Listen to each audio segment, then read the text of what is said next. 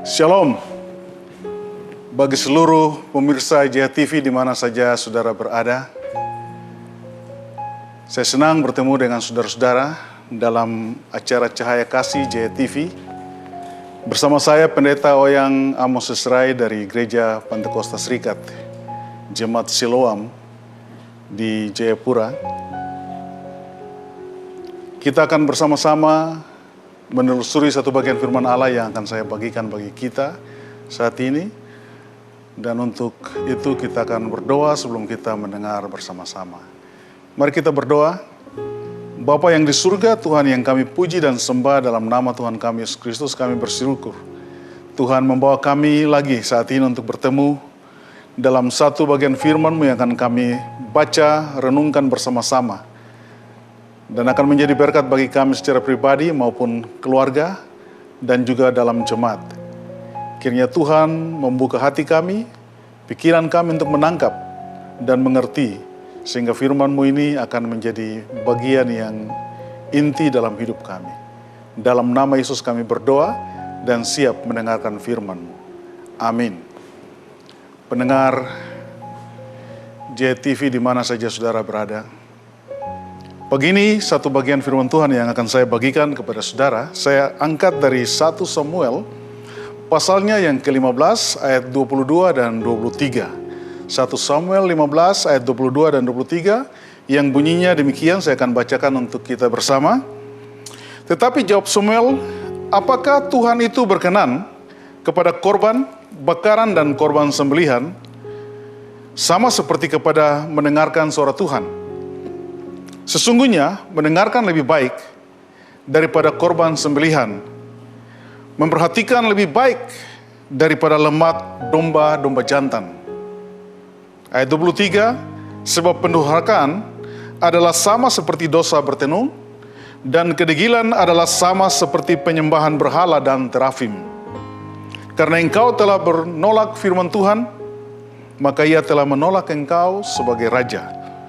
Demikian bunyi firman Tuhan yang saya angkat dari persoalan Saul terhadap Tuhan, Saul yang membangkang terhadap perintah Tuhan.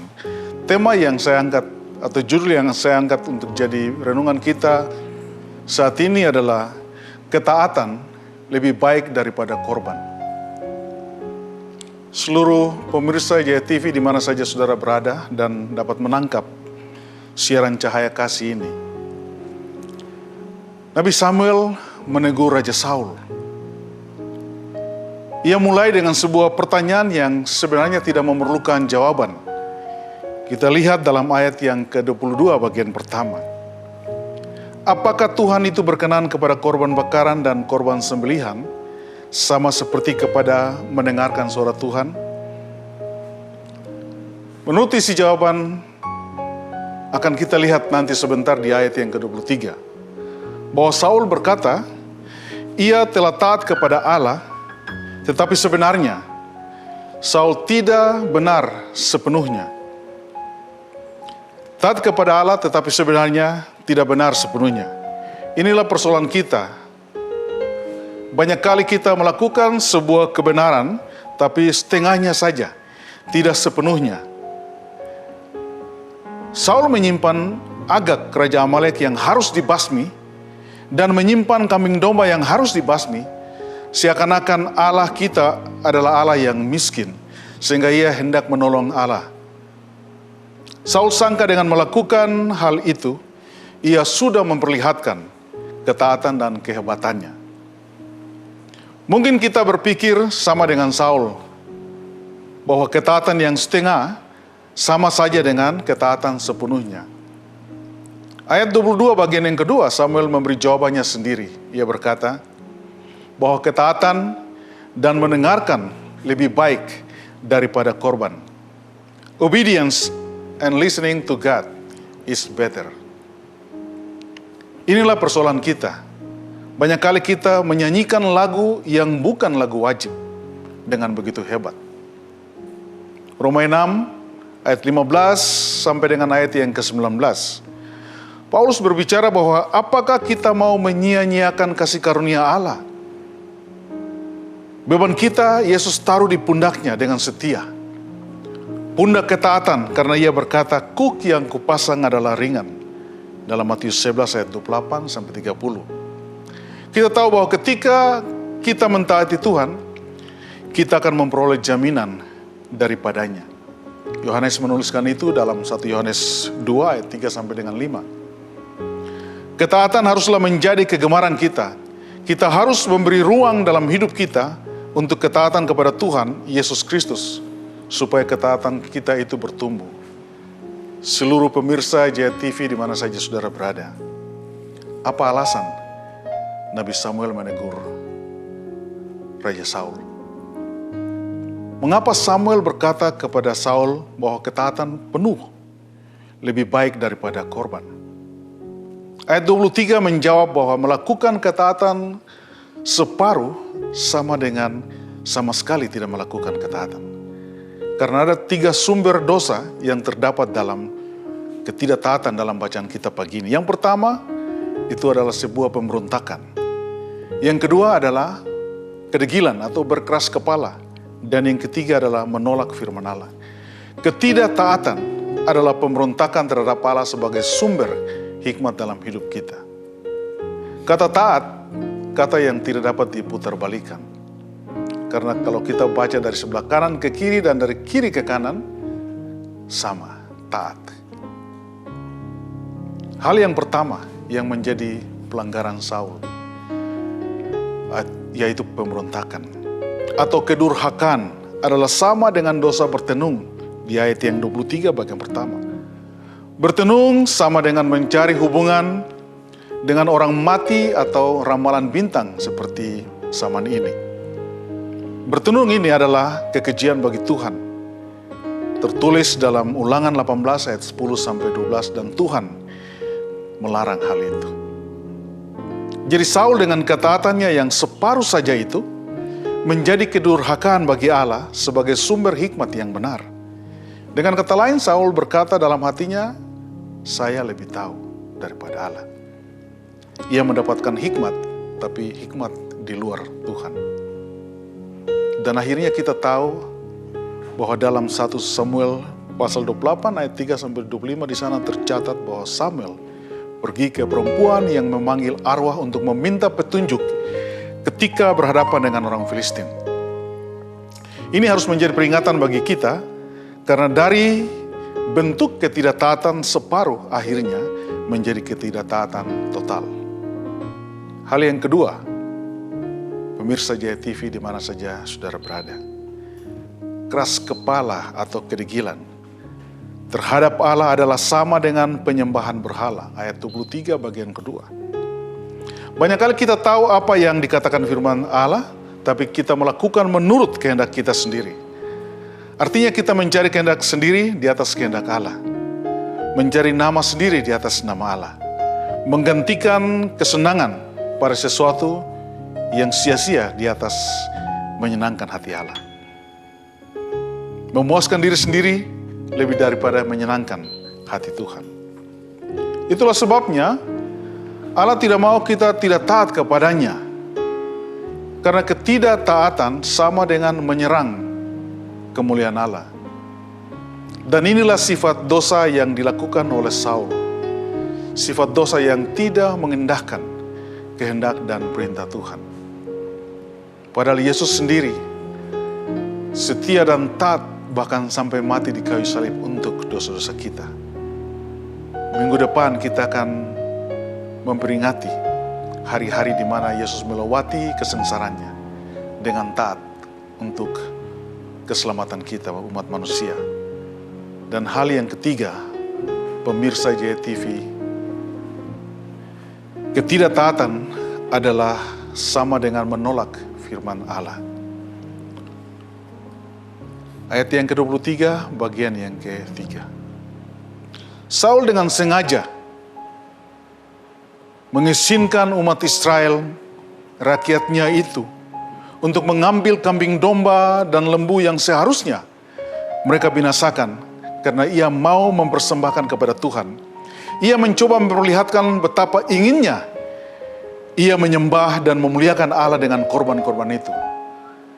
Akan tetapi Samuel memperlihatkan kepadanya bahwa ia tidak bisa menyatakan bahwa ia memuji dan menyembah Allah, sementara pada waktu yang sama menolak firman Allah. Dan karena ia menolak firman Allah dan tidak mentaatinya, maka ia pun ditolak sebagai abdi Allah. Kesempatan untuk melayani Tuhan hilang karena ketidaktaatan. Pemirsa JTV di mana saja saudara berada yang Tuhan Yesus kasihi, bagaimana dengan kita? Apakah kita akan ada kecenderungan dalam hati kita seperti Saul yang menutup mata, telinga, dan mulut tanpa pengertian atas ketidaktaatan kita? Apakah kita mau mencari alasan tanpa dasar untuk membenarkan ketidaktaatan kita, tanpa tahu bahwa itu adalah sebuah pemberontakan terhadap Allah? Apakah kita membiasakan diri untuk memberi informasi setengah benar dan merasa itu sudah cukup? Tanpa sadar, kita menempatkan kedegilan, kekerasan hati kita terhadap kehendak Allah. Mari kita mau taat sepenuhnya, janganlah setengah. Karena itu akan membuat kita menjadi pemberontak, menjadikan kita keras kepala dan menolak firman Allah. Jangan kita membuat ketidaktaatan menjadi hal yang normal, sehingga kita gagal melihat bahwa hal itu adalah sebuah pemberontakan terhadap Allah, penolakan terhadap kasih-Nya, dan kita semakin hidup dengan sifat keinginan dosa. Pemirsa JTV yang Tuhan Yesus kasihi, kita harus ingat bahwa kita tidak bisa menyembah dan mengasihi Tuhan tanpa mentaati firman-Nya. Kau tidak bisa bilang kau sayang saya tapi tidak dengar saya. Itu tidak benar. Ada banyak orang yang meninggalkan ibadah-ibadah. Mereka hanya mengirim uang mereka saja. Tuhan bukan menyelamatkan uang mereka, Tuhan mau menyelamatkan hidup mereka. Apapun yang kita buat, sekalipun hidup kita persembahkan jadi korban, tapi dalam waktu yang sama kita tidak taat berfirman Tuhan, perbuatan kita sia-sia. Firman Allah harus menjadi sumber hikmat dan pengetahuan kita. Jika kita mau melayani dan menyembah Tuhan, itulah yang dimaksud oleh Rasul Paulus ketika menulis surat kepada anaknya Timotius dalam 2 Timotius 3 ayat 16-17. Pertanyaan bagi kita, mengapa orang tidak mau taat? Mengapa orang tidak mau taat? Karena mereka tidak bisa melakukan perintah dari orang yang dianggapnya orang asing. Demikian juga dengan Tuhan, kalau tidak kita kenal, sulit untuk kita melakukan perintah-Nya. Akan tetapi kita perlu ingat kata-kata Yesus, "Akulah pokok anggur dan kamulah ranting-rantingnya. Barang siapa tinggal di dalam aku, dan aku di dalam dia, ia berbuah banyak. Dengar, sebab di luar aku, kamu tidak dapat berbuat apa-apa." Kita tidak dapat berbuat apa-apa sehebatnya kita pun, kalau itu di luar Yesus. Kita tidak akan pernah taat tanpa sebuah persekutuan yang dalam dengan Tuhan Yesus Kristus, yang memberi kekuatan dan kemampuan kepada kita untuk mentaatinya. Itu sebabnya, pemirsa JTV di mana saja saudara berada, Tuhan Yesus mengasihi saudara. Akhir dari renungan kita saat ini, saya ambil satu bagian firman Tuhan yang ditulis oleh Rasul Paulus dalam Filipi pasal 2 ayat 12 dan 13.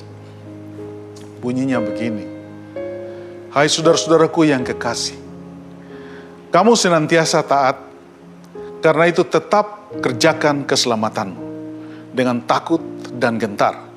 Bukan saja seperti waktu aku masih hadir, tetapi terlebih pula sekarang waktu aku tidak hadir.